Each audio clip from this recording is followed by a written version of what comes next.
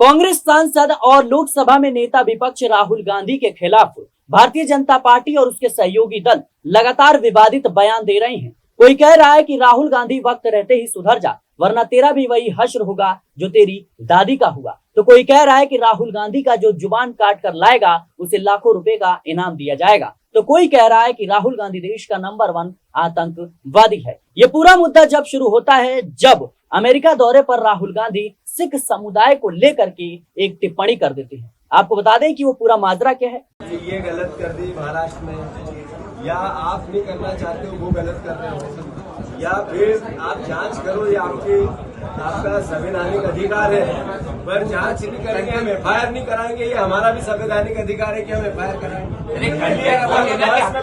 कोशिश है बहस में नहीं पड़ना है, अपन ने अपनी बात कह दी, ये एफआईआर करे तो ठीक, नहीं तो यहीं पे अभी जब तक बैठेंगे रात भर, जब तक ये एफआईआर नहीं करेंगे। अब इसमें बहस या इधर उधर झिक बात नहीं करनी, विधायक जी को नहीं, ये बीएनएस आचार संहिता अलग हो गई। ये मतलब ये कानून ही अलग हो गया क्या? नहीं, कानून अलग हो गया। आप आपका आवेदन दे सकते हैं, आपको अधिकार है, तो उसी 173 में जो एफआईआर की बात है उसी में बात करें। तो क्या 151 में बोल रहे हैं और कंटेंट अलग अलग, क्या कंटेंट अलग?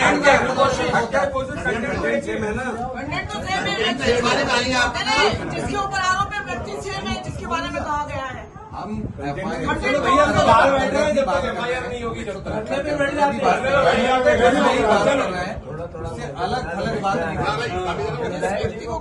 दरअसल अमेरिका दौरे पर जब राहुल गांधी कुछ लोग थे उनको संबोधित कर रहे थे, उस वक्त राहुल गांधी ने वहां पहली पंक्ति में दर्शकों के बीच बैठे एक सिख व्यक्ति से पूछा था, मेरे पगड़ीधारी भाई का नाम क्या है। कांग्रेस नेता ने कहा था कि लड़ाई इस बात की है कि क्या एक सिख को भारत में पगड़ी या कड़ा पहनने का अधिकार है या नहीं, या एक सिख के रूप में वह गुरुद्वारे जा सकता है या नहीं। लड़ाई इसी बात के लिए है और यह सिर्फ उनके लिए ही नहीं बल्कि सभी धर्मों के लिए है। और यहीं से लड़ाई शुरू हो जाती है, यानी यहीं से विवाद पूरा शुरू हो जाता है। और बता दें कि भारतीय जनता पार्टी के नेता रवनीत सिंह बिट्टू, जो कि केंद्रीय मंत्री भी हैं, वो खुले तौर पर राहुल गांधी को देश का नंबर 1 आतंकवादी कहते हैं। तो वहीं तरविंदर सिंह, जो कि भारतीय जनता पार्टी के पूर्व विधायक हैं, वो कहते हैं कि राहुल गांधी सुधर जा, वरना तेरा भी वही हश्र होगा जो तेरी दादी का हुआ। तो वहीं एनडीए के सहयोगी दल के नेता भी खुले तौर पर कहते हुए नजर आते हैं कि राहुल गांधी की जो जुबान काट कर लाएगा उसे लाखों रुपए का इनाम दिया जाएगा।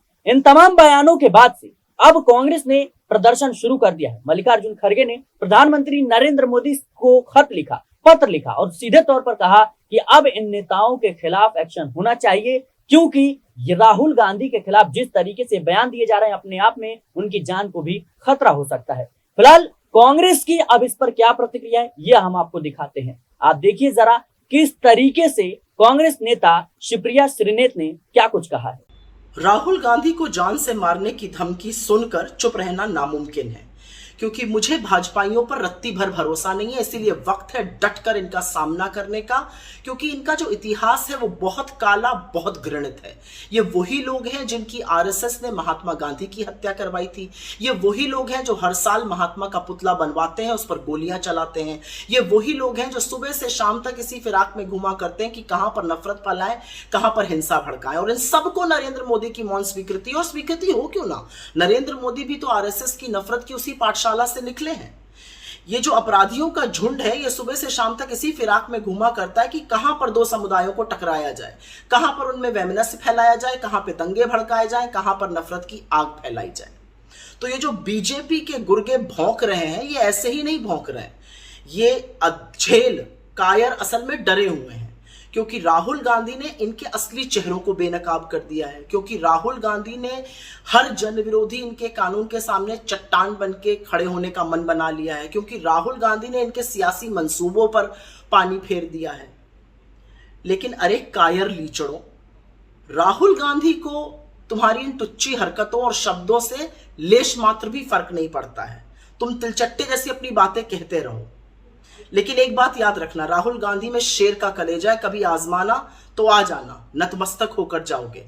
पर एक बात और याद रखना, ये देश चुप नहीं रहेगा, ये देश मूक दर्शक नहीं रहेगा। तो नरेंद्र मोदी जी अपने पालतू जानवरों को काबू में कीजिए। इस बार आप गलत आग भड़का रहे हैं, क्योंकि आप नहीं रहिएगा, हम नहीं रहेंगे, ये देश रहेगा। और आपकी नफरत और हिंसा को हम कतई सफल नहीं होने देंगे। आप जब जब नफरत और हिंसा की आग भड़काइएगा, हम मोहब्बत के ठंडे पानी से उसे बुझाएंगे, क्योंकि इस देश में मोहब्बत का लीडर तो एक ही है, और वो राहुल गांधी है। तो सुना आपने कांग्रेस नेता श्रीप्रिया सुनेत ने किस तरीके से भारतीय जनता पार्टी और प्रधानमंत्री नरेंद्र मोदी पर हमला बोला और कहा कि जवाबदेही कहीं न कहीं पीएम मोदी की भी बनती है। वहीं देखा जाए तो अब जीतू पटवारी, जो कि कांग्रेस मध्य प्रदेश के प्रदेश अध्यक्ष हैं, उन्होंने क्या कुछ कहा, सुनिए जरा।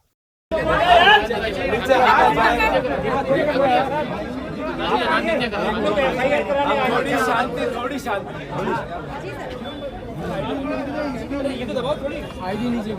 देश के संसदीय संविधान में देश की या प्रदेश की सरकार के कोई मंत्री ने कोई वक्तव्य दिया, ये मंत्रिमंडल का सामूहिक दायित्व होता है। रेल राज्य मंत्री नवनीत बिट्टू ने राहुल गांधी जी के खिलाफ अनर्गल बयान दिए, यानी नरेंद्र मोदी जी की शय पे दी, मोदी जी के कहने पे दी। ऐसे ही महाराष्ट्र के एक विधायक ने और यूपी के एक मंत्री ने भी बयानबाजी की, मतलब बीजेपी के पार्टी का एजेंडा है। ये मैसेज क्या है? ये मैसेज है कि राहुल गांधी जी जिस बात को लेकर पूरे देश में चुनाव में लोकसभा के में गए कि संविधान खतरे में है, बोलने की आजादी पर प्रतिबंध है, आम जनता की समस्या उठाओगे तो पहले सोशल मीडिया में अरबों खरबों रुपए खर्च करके उन पे हमले किए जाते थे। अब डायरेक्ट उनके मंत्री और बीजेपी के बड़े बड़े नेता अनर्गल उनके खिलाफ बयान बोल रहे हैं। जब हम थानों में इस बात की शिकायत करते हैं तो ये जो थाना है इसका व्यवहार कैसा, जैसे बीजेपी का मंडल अध्यक्ष का कार्यालय हो, और टीआई का वक्तव्य कैसा, यानी बीजेपी का मंडल अध्यक्ष टीआई बन के बैठा हो। इस तरह का व्यवहार क्या कहता है? ये संविधान खतरे में नहीं है तो क्या है?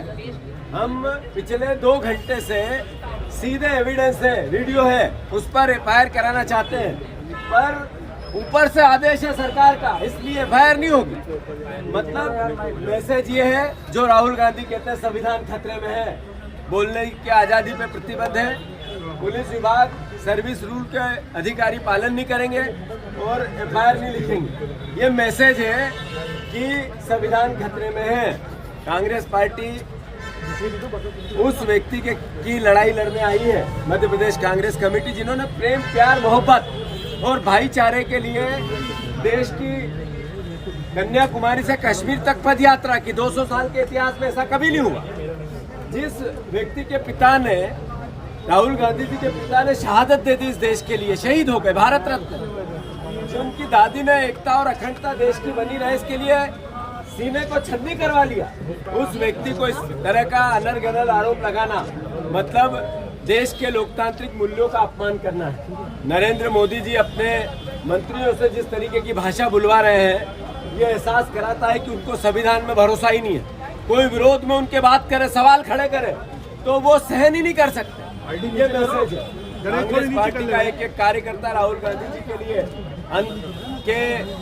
के विचार के लिए, उनके सहयोग के लिए, देश के संविधान के लिए, देश के संविधान की रक्षा के लिए अपना एक खून का एक कतरा बहाना पड़े तो बहाना पड़ेगा। आज कम से कम 1000 जगह 1000 थानों में कांग्रेस पार्टी के कार्यकर्ताओं ने आवेदन दिए हैं कि इन पर एफआईआर होनी चाहिए, पर सब जगह सीधे निर्देश है गृह मंत्री जी के कि एफआईआर मत करना। ये संविधान खतरे में है, इसका एहसास कराता है। धन्यवाद। तो सुना आपने किस तरीके से अब ये विवाद जो है बढ़ता जा रहा है, और राहुल गांधी के खिलाफ जिस तरीके से भारतीय जनता पार्टी और उसके सहयोगी दल के नेताओं ने विवादित बयान दिए हैं, कहीं ना कहीं अब सवाल पूछे जा रहे हैं प्रधानमंत्री नरेंद्र मोदी से, क्योंकि पार्टी में जिस तरीके से समन्वय है और जिस तरीके से तमाम ये नेता बयानबाजी कर रहे हैं, कहीं ना कहीं अब प्रधानमंत्री नरेंद्र मोदी फंसते हुए नजर आ रहे हैं। क्योंकि कांग्रेस की तरफ से लगातार यह मांग की जा रही है कि इन नेताओं के खिलाफ कार्रवाई हो, क्योंकि राहुल गांधी के खिलाफ इन्होंने कहीं ना कहीं कह सकते हैं कि विवादित बयान दिया और यहां तक कि उनको जान से मारने की धमकी तक दे डाली। अब देखना होगा इस पूरे मुद्दे को लेकर के देश की सियासत में क्या कुछ होता हुआ नजर आएगा। फिलहाल के लिए इस रिपोर्ट में इतना ही। देश और दुनिया की तमाम खबरों के लिए बने रहे next political bite. Rahul Gandhi बाज आजा, नहीं तो आने वाले टाइम में तेरा भी वो हाल होगा राहुल गांधी, जो तेरे दादी का हाल है।